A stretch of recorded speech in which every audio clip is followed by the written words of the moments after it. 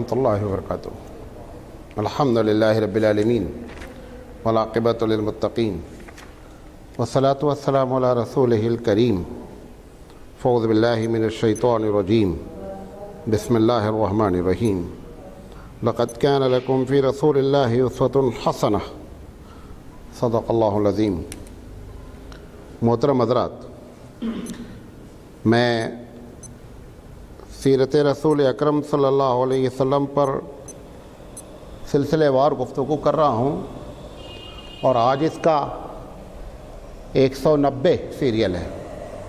دور کیوں بیٹھے ہیں؟ چندہ مانگ رہے ہیں؟ ادھر آؤ کامل بھائی، ادھر آؤ، ادھر باتیں کرتے، ادھر آؤ۔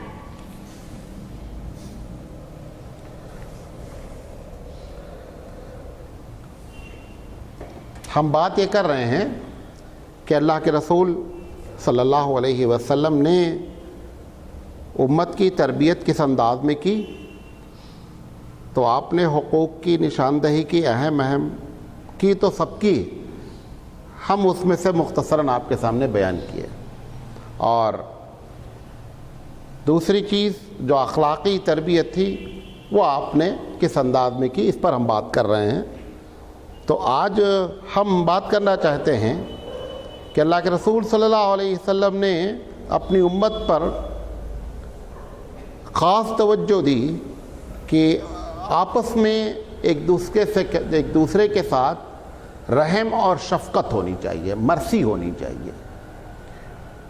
حقیقت کیا ہے کہ ہم جب بہت غور سے سنیے گا، ہم جب کوئی کام بغیر عوض کے کرتے ہیں، بغیر بدلے کے جب کرتے ہیں، تو وہ مرسی کا مادہ ہی ہوتا ہے، وہ شفقت کا مادہ ہی ہوتا ہے جو وہ کام کرواتا ہے۔ نہیں سمجھے میری بات؟ ہم اگر کسی کی مدد کر رہے ہیں بغیر کسی بدلے کے، تو وہ کام کرانے میں جو چیز ہم کو ابھاری ہے وہ کیا ہے؟ وہ اصل رحم ہے۔ اگر ہمارے اندر رحم کا مادہ نہیں ہوگا تو ہم جو ہے وہ کام نہیں کر سکتے ہیں۔ ایک چیز جو دوسری چیز اس کام کے لیے ابھارتی ہے، جو سبب بنتی ہے، وہ یہ ہے کہ ہم اس کام کے ذریعے اللہ سے بدلہ چاہتے ہیں۔ یہ دوسری وجہ ہوتی ہے، وہ نتیجہ ہے۔ لیکن اگر آدمی رحم دل نہیں ہوگا تو اس کا نتیجہ یہ نکلے گا کہ کوئی بھی بھلائی بغیر عوض کے نہیں کرے گا۔ اب ایک ڈاکٹر ہے، اگر جتنا زیادہ ڈاکٹر رحم دل ہوگا اتنا وہ بہترین علاج کرے گا، جتنا وہ کامرشل ہوگا اتنا زیادہ وہ چوسے گا۔ ایک ایسی جگہ سے ڈاکٹر پیسہ لے جہاں پہ ٹھیک ہے پیسہ والا آدمی ہے۔ اب اس وقت پورا یہ ڈپارٹمنٹ، حالانکہ ایک زمانہ تھا کہ یہ ڈپارٹمنٹ بڑا ہی مرسیفل ڈپارٹمنٹ تھا، اب اس وقت کمپلیٹ کیا ہے، یہ کامرشل ہے۔ اس کی دو وجہ ہیں۔ جس جاب کو حاصل کرنے میں رشوت اور پیسہ زیادہ ہو جاتا ہے اس میں مرسی ختم ہو جاتی ہے، کیونکہ اس کو ہر وقت یہ ٹارگٹ رہتا ہے کہ مجھے میں نے جو 30 لاکھ روپے ڈونیشن دے کر ایڈمیشن لیا ہے، وہ 30 کروڑ جب تک نکال نہیں لے گا تب تک اس کو 30 لاکھ سمجھ میں آتی نہیں بات۔ یہ بنیادی وجہ ہوتی ہے۔ یہ جتنی رشوت دے کر کے جاب حاصل کی جاتی ہے ان سب میں لازم ہے کہ وہ بندہ کیا ہو؟ رحم دل نہیں وہ رحم دلی کر نہیں سکتا ہے، کیونکہ اس کا ٹارگٹ کیا ہے؟ اپنی دی ہوئی رقم کو واپس لینا مختلف انداز میں۔ بہرحال نبی کریم صلی اللہ علیہ وسلم نے ہماری یہ تربیت فرمائی کہ ہم جو ہے آپس میں ایک دوسرے کے ساتھ رحم دلی سے معاملہ کریں۔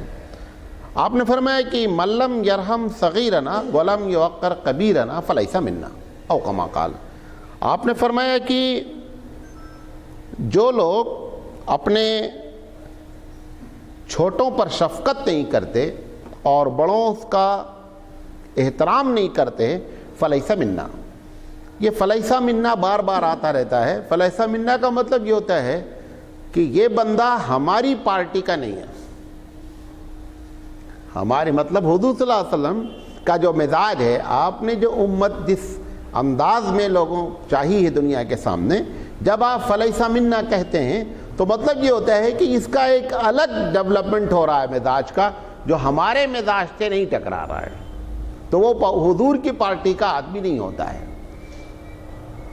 ایک جگہ مطلقاً یہ بات آپ نے فرمائی، کبھی کبھی نکاح کی محفل میں پڑھا بھی جاتا ہے کہ النکاح من سنتی فمن رغب عن سنتی فلیس منی، وہاں پر بھی یہ بات کہی گئی ہے، حالانکہ وہ نکاح سے دوسرا جو جملہ جوڑا جاتا ہے وہ دونوں حدیث الگ الگ ہے، وہ ایک ملا کر کے لوگ پڑھ دیتے ہیں، ایسا کرنا نہیں چاہیے، لیکن یہ بات ہے کہ فمن رغب عن سنتی، نکاح من سنتی چھوڑ دیں، فمن رغب عن سنتی فلیس منی، جو میری سنت سے دور ہٹے وہ میری پارٹی کا آدمی نہیں ہے۔ حضور کی پارٹی میں شامل ہونے کا سب سے بڑا فائدہ کیا ہے؟ قرآن مجید کہتا ہے کہ ہر آدمی قیامت میں اپنے جس کو فالو کرتا اس کے جھنڈے کے نیچے ہوگا، جہاں وہ جائے گا وہاں آپ بھی جائیں گے۔ ایک صحابی نے آ کر کے اللہ کے رسول کہا کہ میں آپ سے بڑی محبت کرتا ہوں، تو حضور نے فرمایا کہ آپ جس سے محبت کرتے ہیں آپ اسی کے ساتھ ہیں، اگر آپ اس سے محبت کرتے ہیں تو میرے ساتھ ہیں۔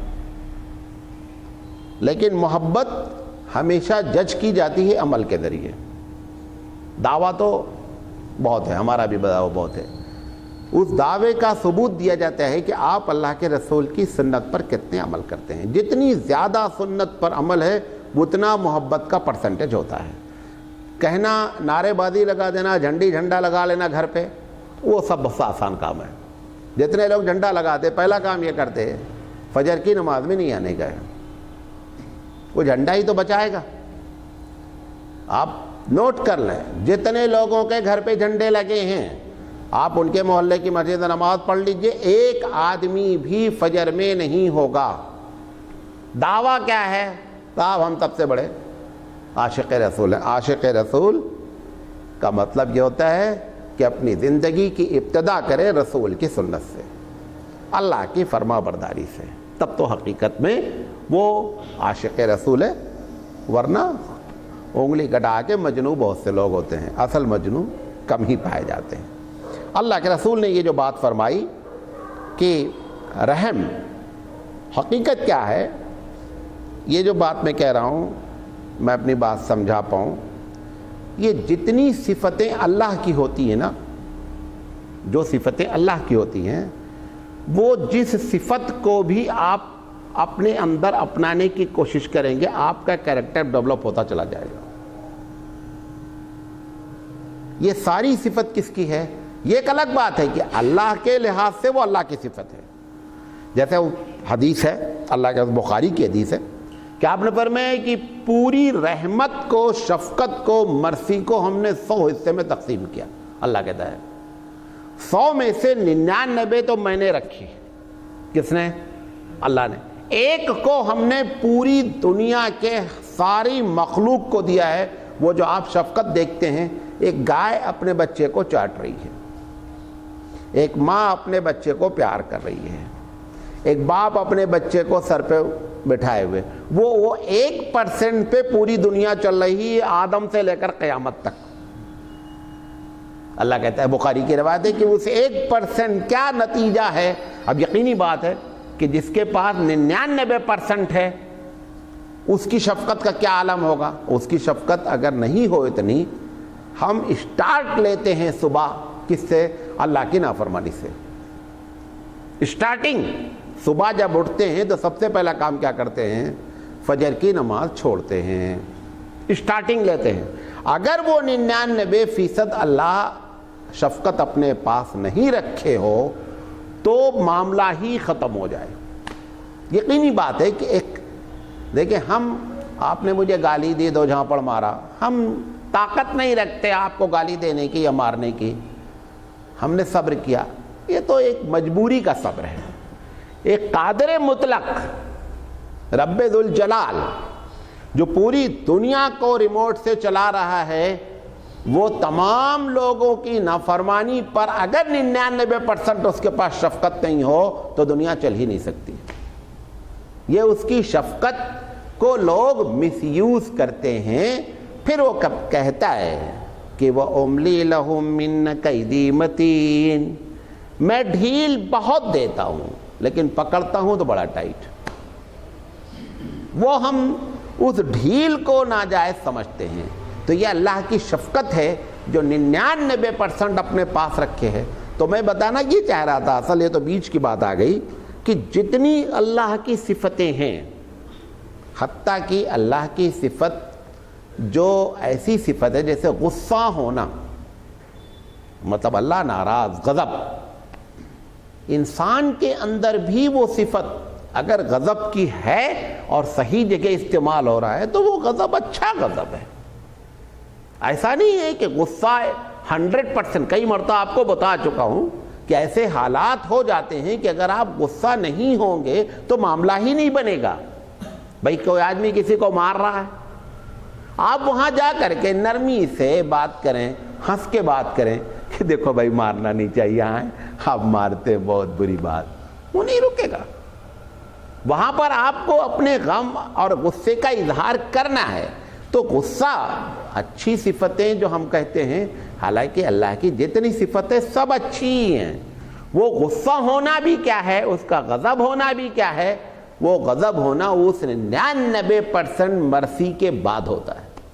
تو آپ اندازہ کریں کہ کتنا برداشت کر کر وہ غصہ ہوتا ہوگا کہ 99% رحم اب اس کے اوپر غالب نہیں آتا.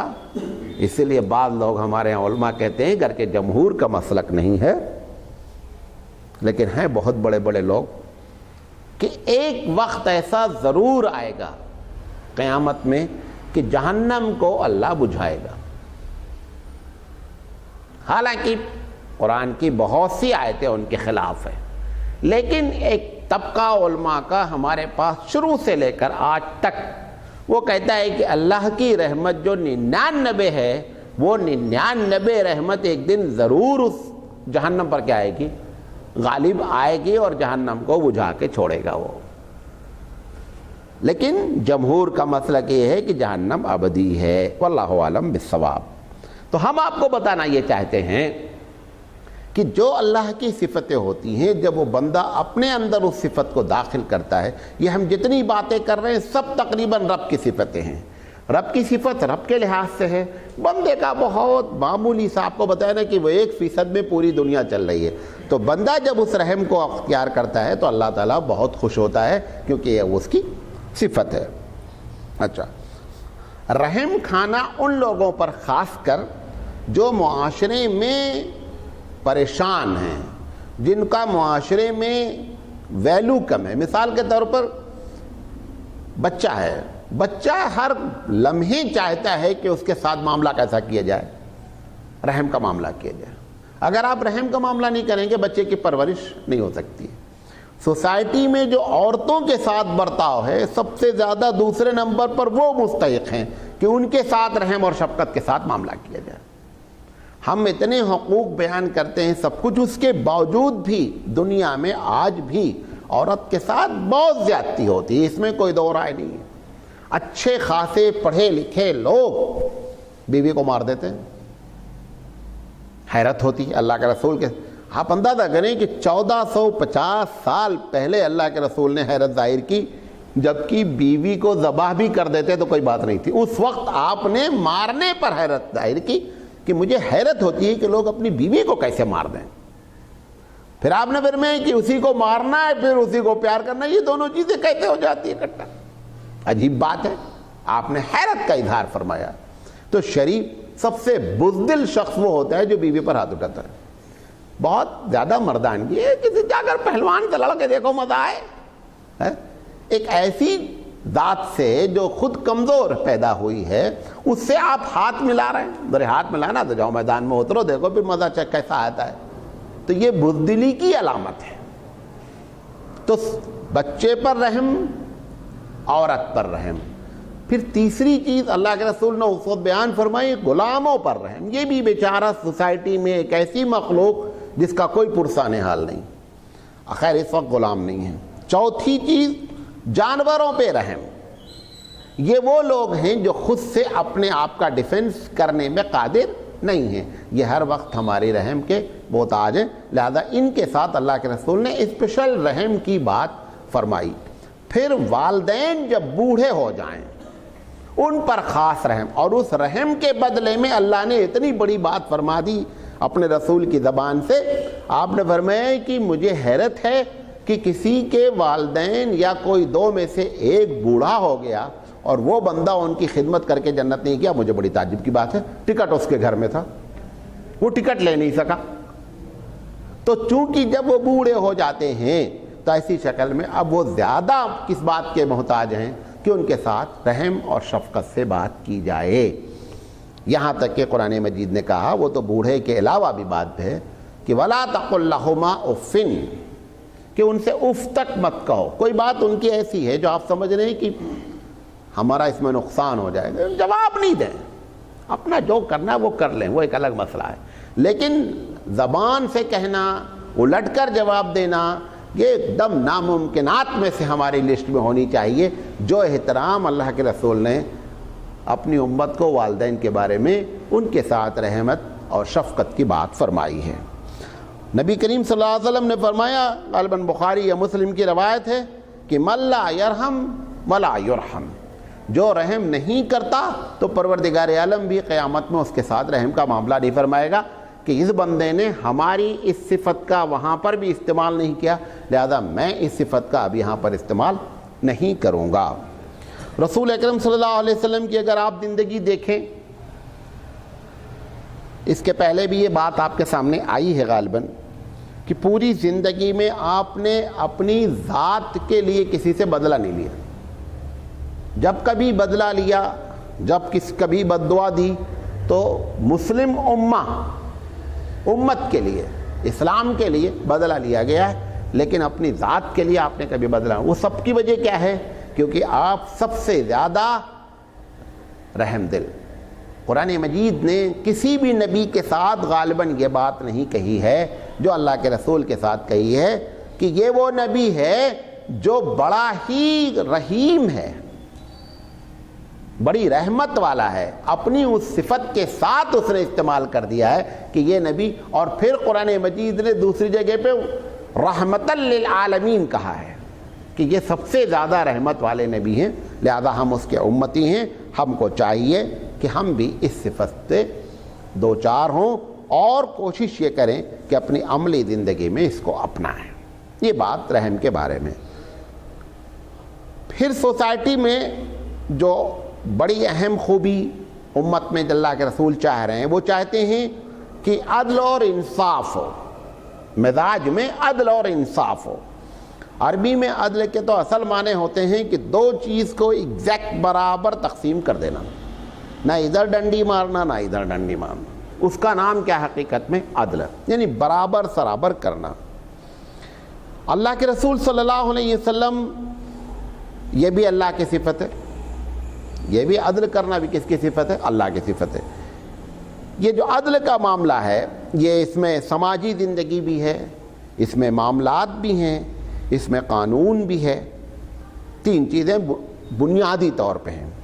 کب دوسرا کہ بندہ کب ناانصافی کرتا ہے، اس کی کیا وجہ ہیں، وہ بھی بیان کرتا ہوں۔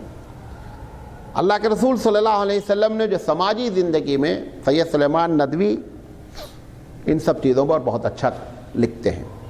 سید سلیمان ندوی رحمۃ اللہ علیہ کہتے ہیں کہ سماجی زندگی میں سب سے زیادہ ناانصافی مرد کرتا ہے وہ مرد جس کی ایک سے زیادہ بیویاں ہیں، سب سے زیادہ ناانصافی وہ کرتا ہے۔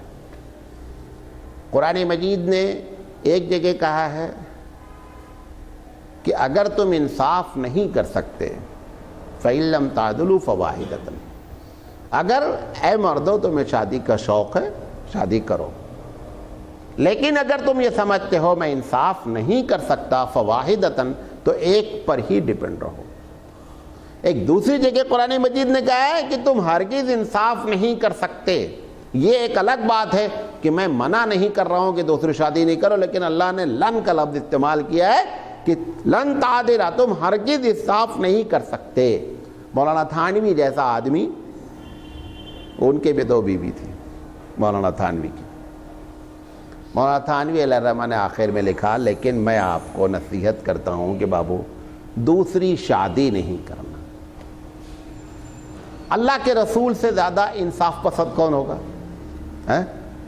اللہ کے رسول خود اللہ کے دربار میں دعا کرتے ہیں کہ اے پروردگار عالم، اگر میرا دل کبھی کسی بیوی کی طرف مائل ہو جائے تو دل کے میلان کی بنیاد پر ہمارا مواخذہ نہیں کیجیے گا، پکڑیے گا نہیں. دل پر جو فزیکلی برابری ہے سامان، یہ اس میں تو کوئی سوال ہی نہیں اٹھتا رسول سے، لیکن دل بندے کے کنٹرول میں نہیں رہتا ہے، لہذا دل ادھر ادھر جا سکتا ہے. سب سے زیادہ ایشیا کے یہ کنٹری جس میں ہم لوگ رہتے ہیں، اس میں تو 99.9% انصاف ہوتا ہی نہیں ہے. بڑے بڑے علماء سے لے کر کے جوہلا بیچارے کیا، وہ تو چھوڑو، علماء جتنے ہیں جو شادی کیے ہوئے ہیں، ایک بھی آج تک ایسا نہیں ہے کہ دو بیوی رکھے اور دونوں بیوی بولیں گے نہیں صاحب یہ بہت اچھا آدمی ہے. ہوتا ہی نہیں ہے.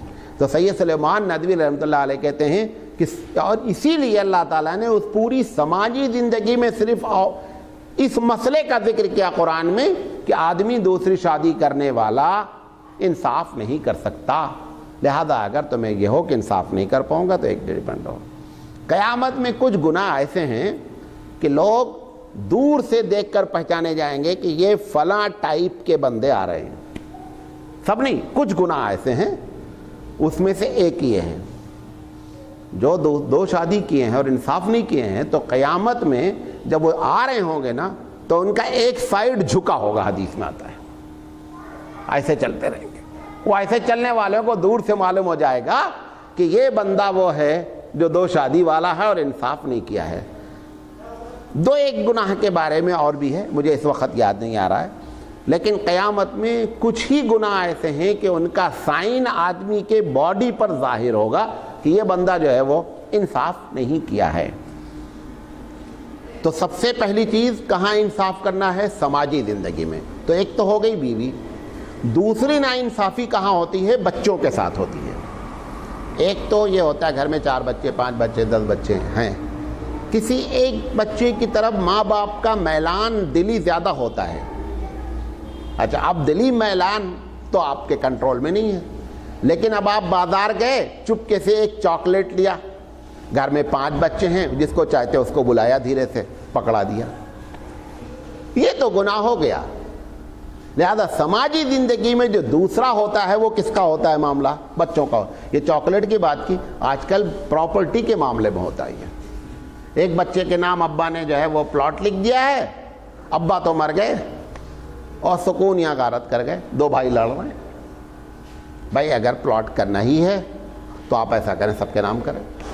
اللہ کے رسول صلی اللہ علیہ وسلم کے پاس ایک ایسا کیس آیا، ایک صاحب نے اپنے بچے کو کچھ پراپرٹی دے دی.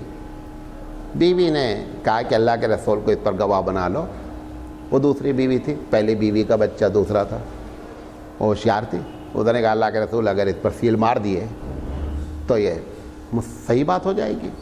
وہ گئے صحابی، کہا کہ اللہ کے رسول میں ایک کوئی باغ تھا غالباً، یہ فلاں بچوں کو میں گفٹ کرنا چاہتا ہوں، اس پر آپ گواہ رہی ہے. تو حضور نے فرمایا تمہارے اور بھی بچے ہیں؟ کہا بچے تو اور بھی ہیں. کہا سب کو ایسے باغ دیا ہے؟ کہا نہیں. کہا اس کو دے رہے. کہا میں ظلم پر گواہی نہیں دیتا ہوں، میں ظلم پر گواہی نہیں دیتا ہوں. لہذا یہ دوسرا عدل ہم کو سماجی زندگی میں کس میں؟ بچوں کے سلسلے میں. اب ہوتا کیا ہے، معاملہ کہاں خراب ہوتا ہے؟ مثال کے طور پر شادی سے عموماً 20 سال کے اندر بچے پیدا ہوتے ہیں. اب پہلے 2 بچہ ہوا، آپ نے پلاٹ 2 کے نام کر دیا. اب اس کے بعد تیسرا پیدا ہو گیا. اب وہ تیسرا پیدا ہو گیا، اب آپ کی پوزیشن ہی نہیں ہے کہ تیسرا پلاٹ خرید سکے. یہاں پر آ کر گڑبڑی ہوتی ہے. گڑبڑی ساری یہاں پر آ کر. ایسا نہیں ہوتا کہ پہلے دن ناانصافی کرتا، پہلے 2 بچے ان کے نام کر دیا. اب سوچا چلو اگر خدا نہ خواستہ، پہلی بات تو سوچتا ہی نہیں ہو، تو میں بتا رہا ہوں سوچتا ہے کہ اگر تیسرا ہو گیا تو اس کے نام بھی پلاٹ کر لیں گے. وہ اس کے دماغ ہی میں نہیں رہتی بات. وہ سمجھتا ہے کہ انویسٹ کر رہے ہیں ان کے نام کر دیں. اچھا اب اگر خدا نہ خواستہ ایسا ہو گیا ہے، کسی بھائی کے نام ہو گیا ہے، تو شریف مسلمان بھائی کی ہونی چاہیے کہ اگر ابا کو گناہ سے بچانے کے لیے ان کی زندگی میں اس کا نام ڈلوا دیں. اگر صحیح معنی بھائی ابا نے کس کے لیے کیا ہے؟ ابا نے آپ کے لیے کیا نا، تمہاری وجہ سے ابا گنہگار ہوں، اچھی بات تو نہیں ہے نا، لہذا ابا کو گناہ سے بچاؤ، اور اس کے بچانے کا طریقہ کیا ہے کہ جس بھائی یا بہن کے نام اس میں نہیں کیا گیا ہے آپ اس کا نام اس میں شامل کرا دیں، تاکہ ہمارے ابا جو ہمارے لیے گناہ کریں گے اس سے بیچارے بچ جائیں۔ زیادہ تر تو لوگ دوسروں کے لیے گناہ بھگتیں گے قیامت میں، بیوی کے لیے، بچوں کے لیے، بہت سے ایسے گناہ وہاں آئیں گے، وہ چاہیں گے کہ جن کے لیے میں نے کیا ہے کاش یہ معاملہ ہو جائے، لیکن کوئی کسی کا ساتھ قیامت میں دے گا نہیں۔ بہت مرتبہ باتیں آپ کے سامنے کر چکا ہوں۔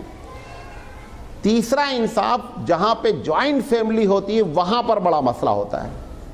یہ جو عدل کی بات کہی جا رہی ہے، جوائنٹ فیملی سسٹم جہاں بھی ہے وہاں انصاف میں بہت زیادہ پرابلم ہے۔ کبھی وہ بڑا بھائی ہوتا مثال کے طور پر، اب وہ چاہتا ہے کہ سب کو لے کر کے چلیں، کبھی بیچارہ ادھر سیٹی مارتا، کبھی ادھر مارتا، وہ ریفری بنا رہتا بیچ میں۔ اماں کو بھی خوش کرنا ہے، چھوٹے بھائی کی بیوی کو بھی خوش کرنا ہے، اپنی بیوی کو بھی خوش کرنا ہے، اب تین تین چار چار کو خوش کرنا ایک بہت بڑا مسئلہ ہے۔ اب اس کا طریقہ کیا؟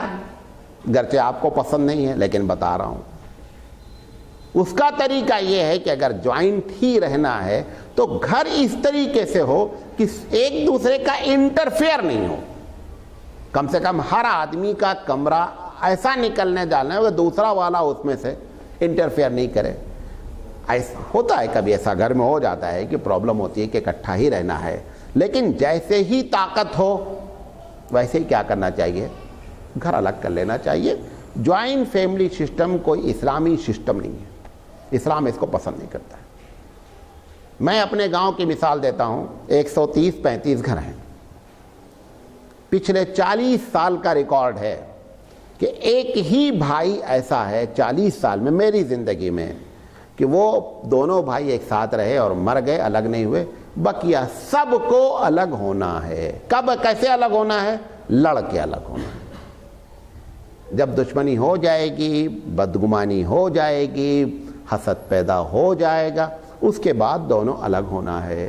اس سے بہتر یہ ہے کہ اس سے پہلے اسلامی سسٹم کے لحاظ سے سب لوگ، اس میں کیا ہوتا، محبت بھی قائم رہتی، ایک دوسرے کو کوپریشن بھی قائم رہتا۔ ایسے اچھا اس میں جب جوائنٹ فیملی سسٹم رہتا ہے، ہر آدمی چاہتا ہے کہ میرا اکاؤنٹ بیلنس زیادہ ہوتا رہے اور بھائیوں کو پتہ نہیں چلے، سب ایک چکر میں لگے رہتے ہیں، اور اس کی وجہ سے ہر ایک دوسرے، اب ایک بدگمانی کرنا خود گناہ ہے۔ اب حالانکہ ہو سکتا ہے کہ بھائی بیچارہ نہیں کر رہا ہو ایک، لیکن نہیں، وہ کچھ نہ کچھ چکر ضرور ہے، اب وہ پلاٹ لیں گے تو کسی کو پتہ نہیں چلنا، اپنے نام لے لیا، وہ ایک دوسرا پھر مسئلہ شروع ہو جائے گا۔ لہذا یہاں پر بھی جو ہے وہ بہت زیادہ عدل کی ضرورت ہوتی ہے۔ تو بیوی کے درمیان، بچوں کے درمیان، جوائنٹ فیملی سسٹم کے درمیان، میں نے ایک تقریر کی ہے، ابھی نیٹ پہ دیکھیے گا، مشترکہ خاندانی نظام اور اسلامی سسٹم۔ پاکستان کے ایک صاحب نے وہ تقریر سنی نیٹ سے، آپ کو معلوم ہے 10,000 CD بنا کے انہوں نے اس کو تقسیم کیا۔ انہوں نے کہا کہ مولانا یہ تو بہت بڑی بلا ہے، اس کو تو سب کو پہنچنا چاہیے یہ بات۔ اعظم گڑھ کے ایک صاحب نے 5,000 اس کے کیسٹ، اس وقت کیسٹ چلتے تھے، 20 سال پہلے کی بات بتا رہا ہوں، پورے لوگوں کو اعظم گڑھ میں، اور اعظم گڑھ میں تو یو پی میں تو یہ بہت بری بلا ہے نا، خاص کر اس میں اعظم گڑھ، جونپور، کیونکہ ان کا ایک بہت بڑا طبقہ باہر رہتا ہے۔ بھیا بڑے کما رہے ہیں، چھوٹے بھیا گھر پہ ہیں، کھیتی کرا رہے ہیں۔ اب چھوٹے بھیا کو پیسہ بھیجا، چھوٹے بھیا نے اپنے نام پراپرٹی بنا لی، 20 سال کے بعد واپس آئے، سمجھے سب کی ملے پراپرٹی، جب جا کر کے اتارا نکالا تو ان کا نام ہی نہیں، سمجھے؟ اب پرابلم شروع ہو گئی، ایک بڑی پرابلم اس طریقے سے ہوتی ہے۔ بہرحال اس میں اگر اب جوائنٹ فیملی میں رہ رہے ہیں تو اس کو چاہیے کہ عدل اور انصاف کا دامن ہاتھ سے نہیں چھوڑنا چاہیے۔ اچھا، جو معاملات ہیں سب سے زیادہ اس میں عدل اور انصاف کی ضرورت ہے۔ قرآن مجید نے کئی جگہ نبیوں کے امت کا ذکر کر کے بات کہی کہ بھائی جب سامان تولو تو پورا تولو، عدل اور انصاف کے ساتھ تولو۔ معلوم نہیں یہاں ہم لوگوں کے علاقے میں پہلے تو خیر بہت زیادہ، اب تو الیکٹرانک، کیا کرتا تھا وہ جو ترازو ہوتی تھی اس کے نیچے جو ہے نا وہ چمبک لگا کے کوئی چیز رکھتا تھا، وہ وزن پکڑ لیتا تھا اور بیچتا رہتا تھا، سالہ سال اسی طریقے سے وہ ڈنڈی مارتا رہتا تھا۔ معاملات میں ہر لحاظ سے عدل ہونا چاہیے۔ مطلب یہ تو ایک تولنے کی بات ہے، جتنے بھی معاملات ہیں اس میں آدمی کو عدل سے کام لینا چاہیے۔ سب سے زیادہ عدل کی ضرورت ہوتی ہے جب بندہ جج ہوتا ہے۔ وہ جج چاہے آپ اپنے گھر کے ہوں، وہ جج چاہے آپ کرکٹ کے ہوں، وہ جج چاہے آپ عدالت کے ہوں، وہ جج چاہے آپ کسی مشورے کے ہوں، کہیں بھی جج آپ ہیں تو آپ کو چاہیے، چھوٹے چھوٹے بچے کرکٹ کھیلتے ہیں، 2 ٹیم بنا لیتے ہیں اسکول کے بچے، اب ایک ٹیم والا کھیل رہا ہے، اس کا بندہ اس میں ایک امپائر ہو جاتا ہے، وہ جو سامنے بیٹنگ کر رہا ہے وہ اس کا آدمی نہیں ہے، ہونا کر کو انگلی اٹھا دیتا ہے، آؤٹ۔ یہ بھی اتنے بڑا گناہ ہے۔ وہ جج صاحب جو عدالت میں فیصلہ کر رہے ہیں جتنا بڑا گناہ ہے اتنے بڑا گناہ یہ بھی ہے۔ اور خاص کر آپ کو کسی نے بلایا ہے کسی معاملے میں، اب جب ہم لوگ جاتے ہیں کسی معاملے میں پہلے سے ایک ڈیسیزن لے کے جاتے ہیں، کسی پارٹی کی طرف سے گئے ہیں، کسی پارٹی سے مراد آپ انہوں نے بلایا مولانا ایک معاملہ آپ آئیے، اب ہم پہلے سے ان کی طرف سے ہی گئے ہیں، معاملات ہم نے سب ایک طرفہ سن رکھا ہے، ججمنٹ ہم کو دینا ہی یہی ہے، گناہ کبیرہ ہے۔ لہذا عدل جو ہے، اب اللہ کے رسول صلی اللہ علیہ وسلم کا آپ دیکھیں کہ نبی کریم صلی اللہ علیہ وسلم کا جو معاملہ ہے اس سلسلے میں کہ اتنا زیادہ عادل پسند ہیں، اتنا زیادہ عادل پسند ہیں کہ فاطمہ ایک قبیلے کی سردار کی لڑکی نے چوری کر لی، کیس ہوا، وٹنس ہوئی، گلٹی فیل کیا، حضور نے ججمنٹ دے دیا، ہاتھ کاٹ دیا جائے۔ ایک صاحب نے آ کر کے سفارش کی، حضور نے فرمایا کہ دیکھو لو کانت فاطمہ بنت محمد سرقت لقطعت یدہ، اگر میری بیٹی بھی چوری کرتی تو میں اس کا ہاتھ کاٹ لیتا۔ عدل اسے کہتے ہیں، اپنے خلاف۔ ہم ابھی ہمارے محلے میں ہماری بیوی بازو والے سے لڑتی، انصاف سے بتاؤ ہم نے کبھی بازو والے کو سچ جانا ہے؟ ہمیشہ ہماری بیوی ہی سچ ہے، یہ کون سا عدل ہے؟ ارے بھائی 100 مرتبہ لڑائی ہوئی تو ایک مرتبہ تو آپ کی بیوی غلط ہو سکتی ہے نا۔ ہمارے بھائی سے کسی کی لڑائی ہو گئی، یہ جاہلی سسٹم ہے، کسٹم ہے، کسٹم سمجھتے ہیں، جاہلی رواج ہے کہ اپنے بھائی کی مدد کرو۔ حضور نے کے سامنے ایک صاحب نے کہا کہ انصر اخاک ظالما او مظلوما، سوئے تو ریکارڈ ہو جاتا ہے، بغل بیٹھے وہ پوری دنیا دیکھے گی۔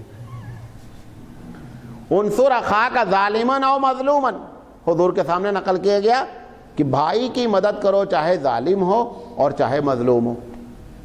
اللہ کے رسول نے کہا یہ کیا بات ہوئی؟ ظالم کی بھی مدد کرو تو بھائی مظلوم کی مدد تو سمجھ میں آتی، بات ظالم کی مدد کیا ہے؟ تو حضور نے کہا جملہ تو یہی رہنے دو لیکن میں اس کی تشریح کرتا ہوں۔ حضور نے فرمایا انصر اخاک، اپنے بھائی کی مدد کرو، ظالم کی اس کو ظلم نہیں کرنے دو، یہ اس کی مدد ہے۔ ایک آدمی ہاتھ اٹھا کے مار رہا، آپ دیکھ رہے ہیں میرے بھائی کی غلطی ہے، آپ بھی دوسرے کو 2 پنچ مار رہے ہیں، یہ نہیں، آپ اس کا ہاتھ پکڑیں کہ غلط کر رہے ہو، یہ اس کی مدد ہے۔ تو انصاف کا تقاضا جو ہے اللہ کے رسول نے یہاں تک کہ اپنی بیٹی کے بارے میں فرما دیا کہ اگر میری بیٹی بھی اس معاملے میں پکڑی گئی ہوتی تو میں اس کے ساتھ بھی عدل اور انصاف کا یہی معاملہ فرماتا۔ قرآن مجید کہتا ہے فَأَصْلِحُوا بَيْنَهُمَا بِالْعَدْلِ، اگر تم کو حکم بنایا گیا ہے، جج بنایا گیا ہے 2 پارٹی کے درمیان میں، وہ چاہے کھیل کی ہو، چاہے کوئی مشورے کی ہو، چاہے کسی نے آپ کو 2 معاملات میں بلایا ہو، اللہ حکم دے رہا ہے کہ فَأَصْلِحُوا بَيْنَهُمَا بِالْعَدْلِ، کہ ان کے درمیان میں صلح کراؤ انصاف کے ساتھ۔ آپ سب سے پہلی بات تو دونوں کو الگ الگ پہلے سے کسی کی سنے ہی نہیں، کوئی ایسا بول بھائی ٹھیک ہے وہاں سامنے ہم نے بات ہوگی اس کے بعد ہم، کیونکہ انسان ہے، اگر ایک آدمی آپ کو 2-4 مرتبہ ایک بات بولے گا آپ پریشرائز ہو جائیں گے اندر سے۔ تو اس طریقے سے جو ہے وہ ہمیں قانون میں یا جہاں پر ہم جج ہوں ہم کو جو ہے وہ اس بات کا احتیاط کرنی چاہیے۔ اچھا، ناانصافی کہاں کہاں ہوتی ہے وہ بتا دیں آپ کو۔ ہمیشہ ناانصافی کی بنیادی وجہ، پہلی وجہ ہمارا مفاد ٹکراتا ہے۔ بھئی ہم نے ہاتھ اٹھایا، وجہ کیا؟ اس کو آؤٹ کرنے کی۔ ہم چاہ رہے ہیں کہ اب ہماری ٹیم کھیلے یا ہم چاہ رہے ہیں کہ ہم وہ ٹیم ہار جائے، مفاد ہوتا ہے۔ ایک چھوٹی سی مثال دینا تاکہ آپ کے سمجھ میں آ جائے، ورنہ حقیقت ساری جگہ یہی چیز بنیادی طور پہ۔ اب تو عدالتیں بکتی ہیں، ایک مشہور بات ہو گئی ہے۔ آپ کو معلوم ہے جو سرکاری وکیل ہوتے ہیں، سرکاری وکیلوں کے ساتھ بہت بڑا مسئلہ ہے۔ سرکاری وکیل جو فوجداری کا کیس دیکھتے ہیں، اگر وہ انصاف سے کرنا چاہتے ہیں، مطلب صحیح معنی میں عدالت میں سرکار کی طرف سے کھڑے ہونا چاہتے ہیں، تو جو پارٹی فوجداری مرڈر کیس میں ہے وہ ان کو ایسا دھمکاتی ہے کہ مجبور ہو کر کے کیا کرتے ہیں کہ کیس ہار جاتے ہیں، اور اگر نہیں ہوتے ہیں تو ان کو خریدا جاتا ہے باقاعدہ۔ سرکاری وکیل بننے کے لیے وہ لاکھوں روپے خرچ کرتے ہیں کہ ہم سرکاری وکیل بن جائیں، کیونکہ سامنے پارٹی سے رشوت بہت ملتی ہے، ہم سرکار کو ہرا دیتے ہیں، سامنے والے کو جتا دیتے ہیں، یہ سب چکر چلتا ہے۔ تو بہرحال جب آدمی کا مفاد ہوتا ہے وہاں پر بندہ کیا کرتا ہے؟ ناانصافی کرتا ہے۔ اچھا، رشتہ داری، دوستی، پارٹی۔ اب ایک آدمی کانگریس پارٹی کا ہے، کانگریس پارٹی کوئی ایشو اٹھائے گی، اس کو ہاتھ اٹھانے کا ہے۔ بھئی اگر وہ پارلیمنٹ میں یا آپ کے بنگلور میں ہاتھ کوئی اپنی پارٹی صحیح بول رہی ہے تو بھی ہاتھ اٹھانا ہے، غلط بول رہی ہے تو بھی ہاتھ اٹھانا۔ جس دن آپ ہاتھ نہیں اٹھائیں گے اس دن پارٹی سے آؤٹ۔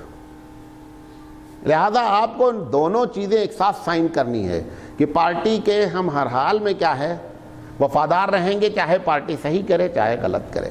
حضرت عمر رضی اللہ تعالیٰ عنہ، یہ تو دنیا کی بدقسمتی ہے کہ ان لوگوں کی سیاست کو لوگوں نے دنیا میں اپنایا نہیں۔ حضرت عمر رضی اللہ تعالیٰ عنہ، حضرت ابوبکر صدیق رضی اللہ تعالیٰ، انہوں نے جب پبلک سے بیعت لی تو انہوں نے کھلے طور پر یہ کہا کہ اس وقت تک میری اوبیڈینسی ہوگی، اس وقت تک میری اطاعت کی جائے گی جب تک میں صحیح کام کروں گا، اور اگر میں صحیح نہیں کرتا ہوں تو تم سب کو اختیار ہے کہ مجھے ٹوک دیں۔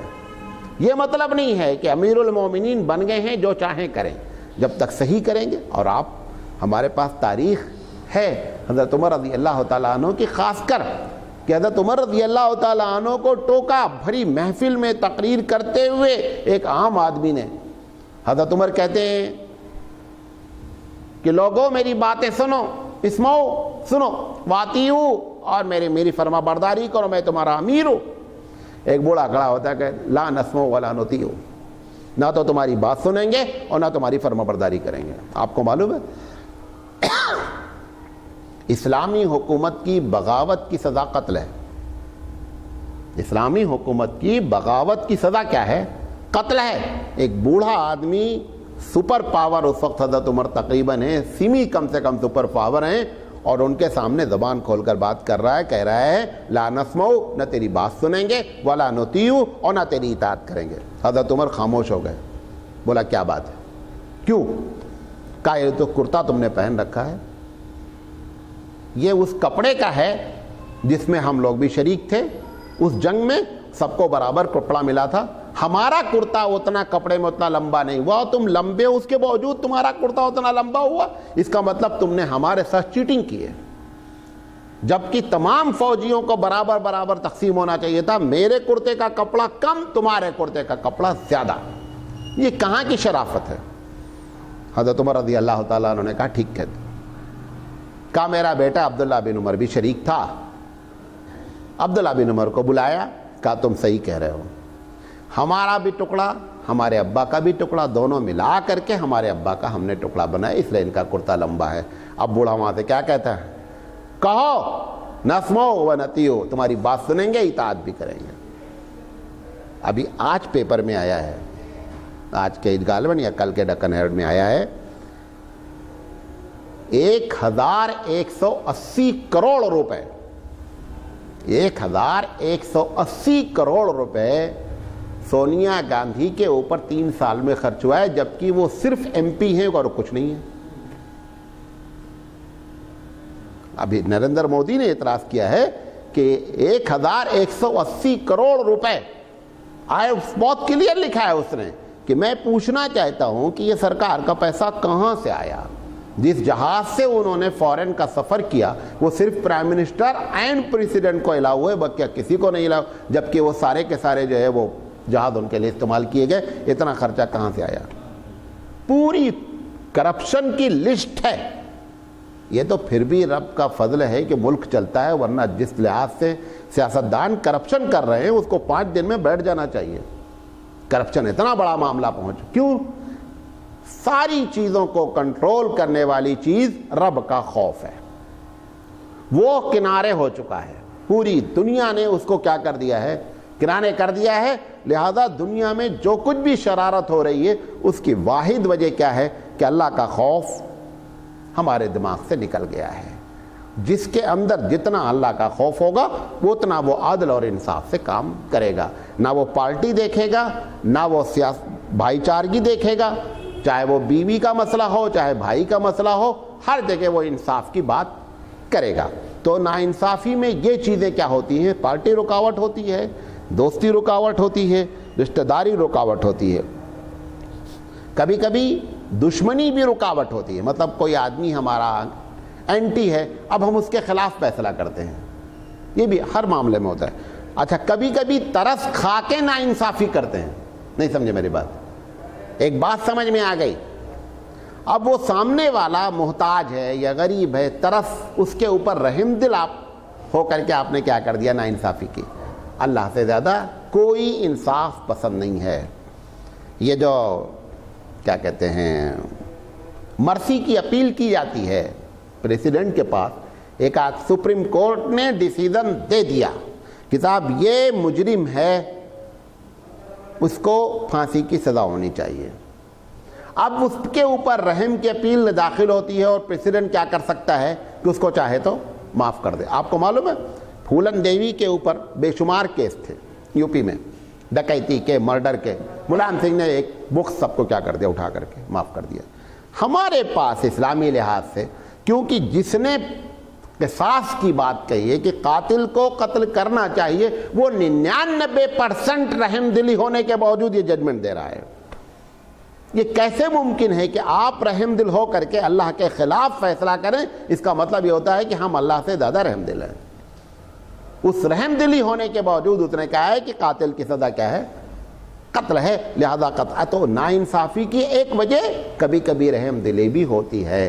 ہم کبھی کبھی اپنے بچوں کے ساتھ بھی، ایک بچہ زیادہ رو دیا ہم اس کی طرف ہو گئے کھٹتے، حالانکہ زیادتی بھی اسے نہیں کی تھی، رویا بھی وہی تھا، دانت بھی وہی کاٹا تھا، اس کے رونے سے ہم پسیج گئے اور ہم نے کیا کر دیا؟ اپنے گھر ہی میں ناانصافی شروع کر دی۔ ایسے ہی نیچے سے لے کر اوپر تک ہوتی ہے۔ اللہ کے رسول صلی اللہ علیہ وسلم نے فرمایا کہ 7 لوگ قیامت میں اللہ کے عرش کے سائے کے نیچے ہوں گے۔ ایک دن بتایا تو دوسرے آدمی کا، آج اس میں سے ایک اور بتا رہا ہوں۔ اللہ کے رسول نے فرمایا الامام العادل، وہ امیر جو کسی ملک کا سربراہ ہے یا عدالت کا بڑا ہے اور انصاف پسند ہے، پروردگار عالم اس کو اس خوبی کی بنیاد پر عرش الہی کے سائے میں رکھے گا۔